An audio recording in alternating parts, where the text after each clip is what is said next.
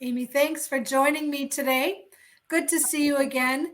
I would like to give you the opportunity to say a little bit about yourself. Just make an introduction. Sure, absolutely. Thank you so much. My name is Amy Finn, and I have been an educator for nearly 30 years. The past 16 years, I have spent as the program facilitator for a day treatment program here in Northwest Illinois. So we serve the needs of kids with emotional disabilities for 12 member districts in our area. I am so excited to be able to talk about emotional poverty and the effects that it's had on our school. So thank you for the invite. Yes, you're welcome. So that leads me right into the question. Tell me how you're using this in your own school. Absolutely. I went to Milwaukee, Wisconsin, oh gosh, probably 2 years ago now, and got to hear Ruby Payne firsthand give a 6-hour presentation on emotional poverty. Within the first, I would say 30 minutes, I was hooked because a lot of it was processes that we were using. I just didn't have a name or any data to back it up. So as soon as she started talking, I realized it really fit in line with what we were doing at Northwest Academy. So some of the examples, we talk a lot about a regulated and an unregulated brain when our little ones are hurting. So for our younger ones that are first grade to probably fourth grade, I may just hold up my hand, and when they're angry, I'll say, did your brain kind of feel like that? Are you feeling unregulated right now? What can we do to help you get back to feeling regulated? And then we go through the steps of the hand model that are in chapter 1. I love it.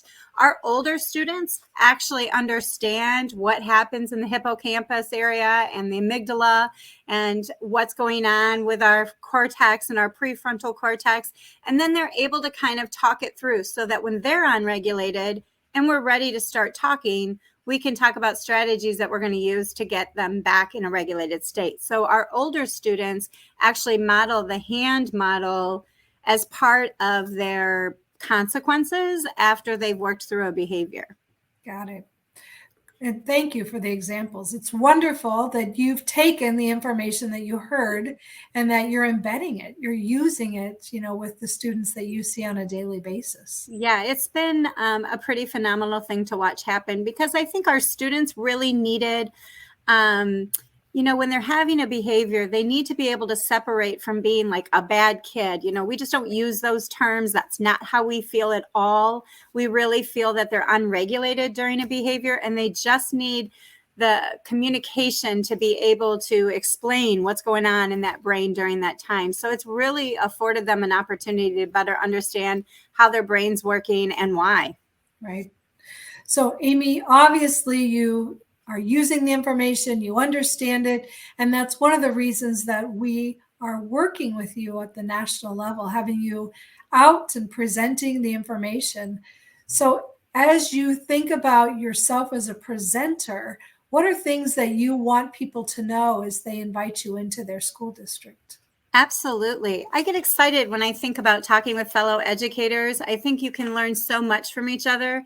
And having worked with behaviors for such a long period of time and being able to use the strategies in the book, watch them work firsthand, and then share specific examples with folks, I believe kind of helps us connect as educators. And those are things they feel more comfortable trying in their classrooms as well. We had a little guy not too long ago sitting in an English class learning about family systems as part of an English lesson. And he's an 8th grader, and kind of to that teacher's thought, out of nowhere, he just threw his desk and his papers went flying, and he stormed out of the room and went to our safe area where we can talk through behaviors. When he got down there, I met him there, and I just said, when you are ready, let us know. I think that's really important. When a student is unregulated, they're certainly not ready to talk yet. So we gave him time. When he was ready, he said, I'm ready. We began to talk about what happened during that time. And believe it or not, he was sitting there. It's November, as I mentioned earlier. They're talking about family systems, and he starts to worry about how am I going to get a Father's Day card to my dad? Now, we all know Father's Day is not for a while in June, but for him, he couldn't think about anything else until he had that fixed. we were able to come up with a solution. We made him a card that day. I put it in my desk. I told him that I would find a way to get that to his dad in June. He would not need to worry about that part any longer. He felt really comfortable with that, and he was able to go back to class. Some things that we did while we were strategizing: first, we gave him water to help bring his cortisol levels back down. We know that's a calming strategy in the emotional poverty book, and it works like a charm.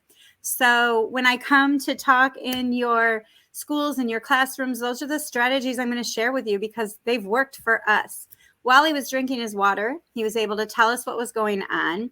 We strategized ways to fix it. But most importantly, we don't ignore that the behavior happened or that there's a consequence. We certainly have a consequence for throwing papers in a desk all over a room. So he did have to work through those consequences, but not until he was more regulated and we were able to use a few of the strategies.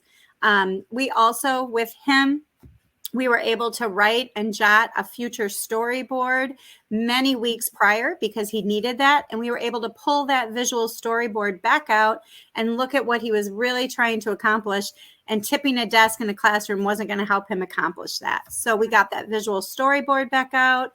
Another key piece of the book that I'd be happy to share in detail with educators when I come. So yeah, we're pretty excited about it. Wonderful.